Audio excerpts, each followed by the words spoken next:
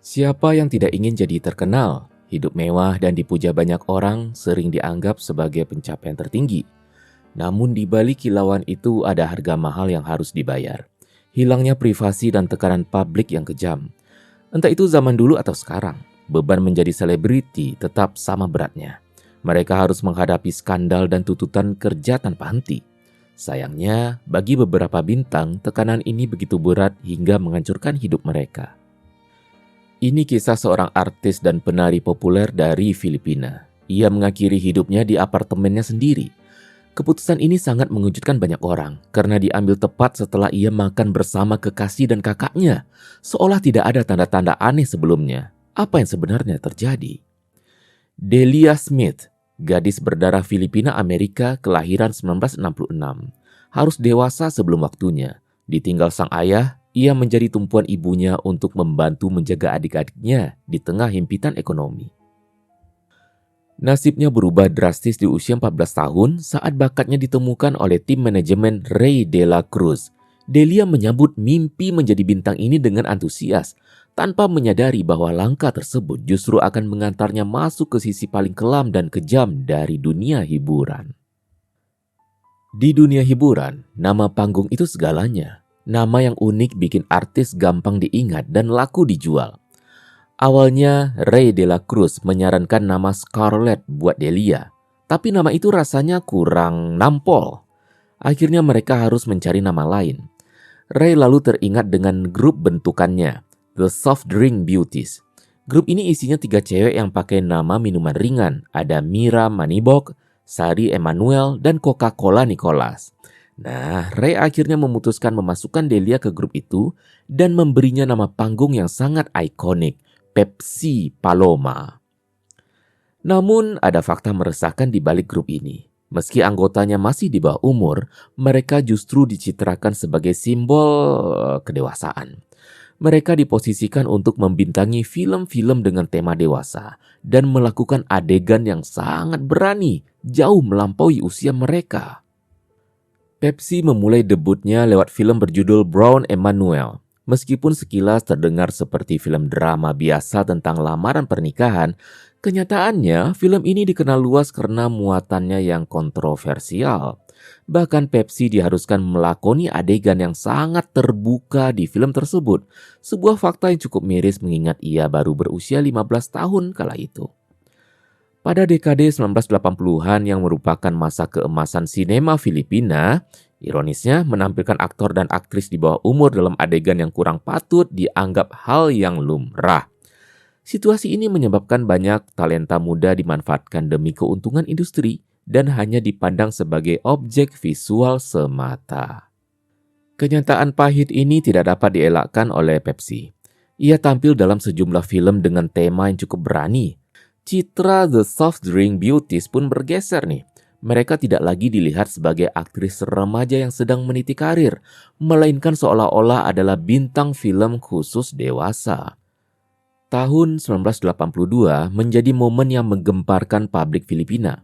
Pepsi Paloma, bintang yang kala itu tengah bersinar, melayangkan tuduhan serius kepada 3 figur publik ternama, Vic Soto, Joy De Leon, dan Richie De Horsey. Ia melaporkan bahwa ketiga pria itu telah melakukan tindakan asusila terhadap dirinya. Tak berhenti di situ, Pepsi juga mengungkap bahwa rekan sesama artisnya, Guada Guarin, turut menjadi korban dalam peristiwa yang sama. Kabar ini sontak meledak dan menjadi sorotan nasional, memicu rasa penasaran publik yang menuntut kebenaran di balik skandal besar tersebut. Vic Soto, Joy De Leon, dan Richie De Horsey adalah dewa di pertelevisian Filipina saat itu. Mereka adalah pembawa acara Eat Bulaga, program paling populer di negara tersebut. Jadi ini bukan sekedar kasus kriminal biasa, melainkan pertarungan antara seorang gadis remaja pendatang baru melawan para penguasa industri hiburan yang memiliki uang, koneksi, dan pengaruh media yang luar biasa. Menurut pengakuan Pepsi, insiden kelam itu bermula pada Juni 1982, tepat setelah mereka selesai mengisi acara komedi populer Eat Bulaga tersebut. Ia menggambarkan situasi mencekam di mana pakaiannya ditarik secara paksa diikuti dengan perlakuan yang sangat tidak pantas yang dilakukan secara bergantian oleh para pria tersebut.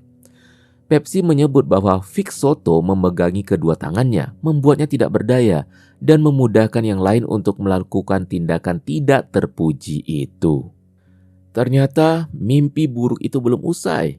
Malam itu juga, Pepsi dan Guarin dibawa ke Hotel Sulpicio yang terletak tak jauh dari lokasi syuting. Di dalam kamar nomor 210, kedua gadis ini dibuat tak sadarkan diri sebelum akhirnya kembali menjadi korban perbuatan tak senonoh oleh ketiga pria yang sama.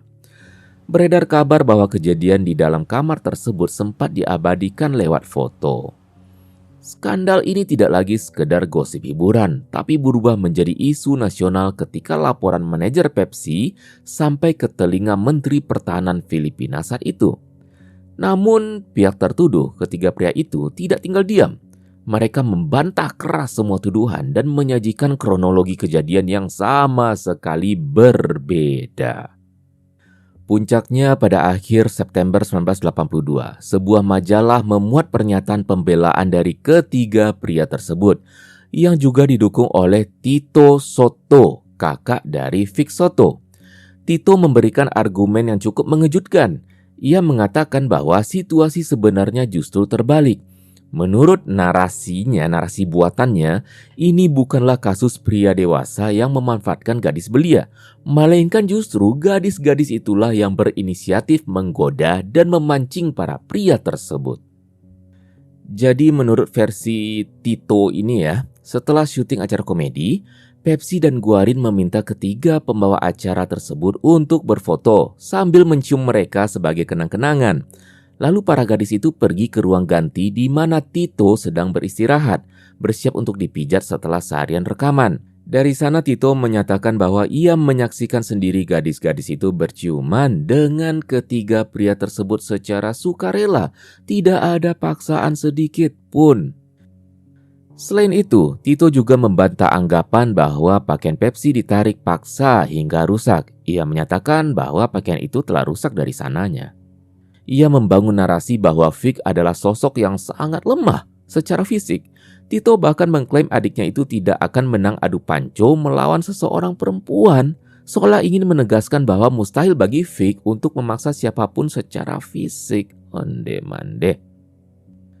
Sementara Tito sibuk membersihkan nama adiknya, Joy De Leon justru menunjukkan sikap yang bertolak belakang. Ia tampak menikmati sorotan media. Yang lebih membuat geleng-geleng kepala nih, Joy melontarkan pernyataan yang sangat luar biasa. Ia bercerita baru saja bertemu dengan seorang pegawai toko yang katanya berharap bisa bertukar posisi dengan Pepsi untuk mengalami kejadian tersebut. Dia kayaknya bangga kali lah sudah merusak orang gitu ya. Dari sikap mereka tidak satupun terlihat menunjukkan penyesalan atau empati. Sebaliknya mereka justru balik menekan Pepsi untuk seolah-olah harus berkata jujur nih.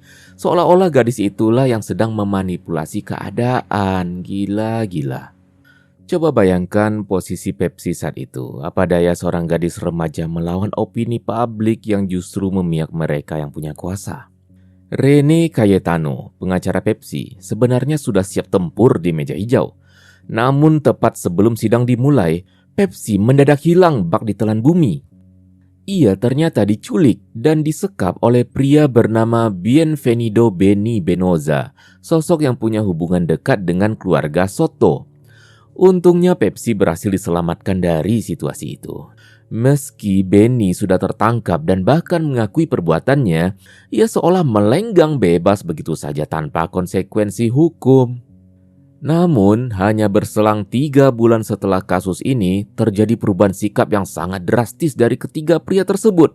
Yang tadinya membantah keras, tiba-tiba berubah. Mereka secara terbuka menyampaikan permohonan maaf kepada publik. Momen ini bahkan disiarkan langsung di televisi dan dimuat dalam surat kabar People's Journal pada 13 Oktober 1982. Dalam pernyataan resminya, mereka mengakui adanya kekhilafan dan mengungkapkan keinginan untuk berdamai, seolah ingin segera menutup buku atas skandal yang menghebohkan ini. Ternyata drama ini belum usai. Pepsi kemudian membongkar bahwa Tito Soto pernah mendatanginya untuk memaksa mencabut tuntutan. Yang mengerikan, Tito disebut meletakkan dokumen perjanjian di meja berdampingan dengan senjata api. Dia diintimidasi. Akhirnya, surat perdamaian itu pun terpaksa ditandatangani. Setelah kejadian itu, Pepsi memilih mundur dari dunia hiburan dan pindah tempat tinggal. Sayangnya, gosip-gosip jahat terhadap Pepsi terus bermunculan, mulai dari isu ketergantungan zat terlarang hingga dugaan menggugurkan kandungan. Tahun 1983, Pepsi memutuskan untuk mencoba peruntungannya kembali di panggung hiburan. Namun, kondisinya saat itu sungguh memprihatinkan. Tubuhnya sangat kurus dan terlihat begitu ringkih. Saking lemahnya, Ray de la Cruz bahkan harus merawatnya dulu secara intensif di sebuah klinik pribadi. Sayangnya, penderitaan si Pepsi ini belum berakhir. Kemunculannya kembali lewat film The Victim sungguh membuat hati miris. Betapa tidak, film ini justru mengangkat tragedi kelam yang baru saja menimpanya di dunia nyata dan menjadikan pengalaman pada itu sebagai jualan utama. Meski filmnya sukses besar di pasaran, apa yang dilakukan industri ini jelas sangat tidak manusiawi. Sayangnya tidak ada satupun yang peduli pada kondisi batin Pepsi saat itu. Ia sendirian memikul beban ekonomi keluarga, sembari terus diperas habis-habisan oleh industri hiburan. Semua tekanan itu terus menumpuk tanpa ada yang menyadari, hingga akhirnya semua sudah terlambat. Tanggal 31 Mei 1985 sebenarnya dimulai seperti hari-hari biasa di apartemen Pepsi di Quezon City. Siang itu Pepsi makan bersama kakaknya Zaldi dan kekasihnya Jose Sanchez. Suasananya cukup hangat dan ceria, sama sekali tidak ada tanda-tanda yang mencurigakan. Usai makan, Pepsi pamit masuk kamar. Ia bilang ingin tidur siang sebentar dan berpesan satu hal, jangan diganggu. Setelah itu, terdengar suara kunci pintu diputar dari dalam. Jarum jam terus bergerak hingga pukul 3 sore. Jose mulai merasa ada yang janggal karena Pepsi tak kunjung keluar. Ia mencoba memanggil, namun hening, tidak ada jawaban. Saat itu mereka masih berpikir positif. Mungkin Pepsi sedang tertidur pulas. Namun, kecemasan memuncak saat waktu menunjukkan pukul 6 sore. Zaldi mencoba menggedor pintu berkali-kali, tapi tetap tidak ada jawaban. Yakin ada sesuatu yang sangat salah, mereka akhirnya mendobrak pintu itu. Dan di sanalah mimpi buruk itu menjadi nyata. Mereka menemukan Pepsi sudah dalam kondisi kaku tak bernyawa. Ditemukan pula buku harian pribadinya. Di sanalah terungkap jeritan hati Pepsi yang sesungguhnya. Ia sadar betul bahwa Pepsi Paloma hanyalah sebuah topeng, sebuah peran yang terpaksa ia mainkan demi industri, meski itu bertentangan dengan jati dirinya. Selain curahan hati, buku itu juga berisi catatan keuangan. Dari bukti-bukti ini, polisi dengan cepat menyimpulkan motif di balik keputusan tersebut. Mereka menduga Pepsi tertekan oleh himpitan ekonomi, tawanan film yang mulai sepi, serta beban berat sebagai tulang punggung keluarga.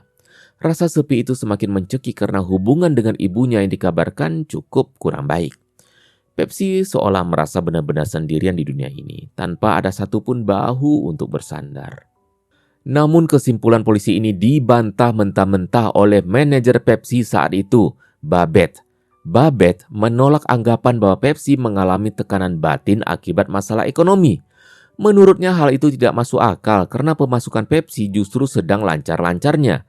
Saking mapannya, di usianya yang masih di bawah umur, Pepsi bahkan sanggup membiayai adopsi seorang anak.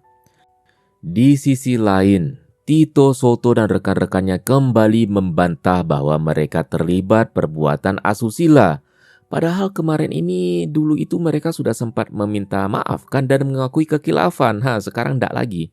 Mereka terus menyangkal dan menyebut bahwa tuduhan tindakan asusila itu hanyalah drama yang sengaja dikarang Pepsi demi mencari sensasi dan popularitas. Skandal ini sama sekali tidak meredupkan karir mereka. Justru sebaliknya, karir politik Tito Soto melesat tajam. Mulai dari menjadi wakil wali kota Quezon City, duduk di kursi senator selama puluhan tahun, hingga puncaknya menjabat sebagai Presiden Senat Filipina. Begitu juga dengan Vic Soto yang semakin dikukuhkan sebagai raja box office di Filipina saat itu. Ia juga merupakan ayah dari Vico Soto, wali kota Pasig yang populer. Joy De Leon tetap eksis di layar kaca membantu acara legendaris Ed Bulaga, masih tetap ya. Ricardo Reyes alias Richie De Horsey meninggal dunia di tahun 2015. Akan tetapi sepertinya kasus ini terus menghantui mereka itu. Pada tahun 2018, Tito Soto sempat meminta sebuah media besar Filipina untuk menghapus artikel-artikel online yang mengungkit kasus Pepsi Paloma, dengan alasan hal itu mencoreng reputasinya sebagai pejabat publik. Nasib tragis juga menimpa Rey de la Cruz, manajer pertama yang dulunya mengorbitkan Pepsi. Ia tewas dibunuh beberapa tahun setelah skandal itu mereda. Namun, plot cerita ini semakin rumit. Pada tahun 2024, Coca Nicolas, rekan satu grup Pepsi, muncul dalam sebuah wawancara dengan pengakuan mengejutkan.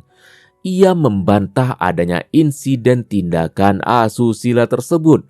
Coca menegaskan bahwa seluruh skandal itu hanyalah sandiwara yang dikarang oleh mendiang Rey de la Cruz demi mendongkrak popularitas artis-artisnya. Onde-mande, entah yang mana yang benar ini, Sekian kisah pilu dari artis muda Pepsi Paloma. Sampai detik ini, kebenaran di balik skandal ini mungkin tidak akan pernah benar-benar terungkap. Terkubur bersama Pepsi Paloma.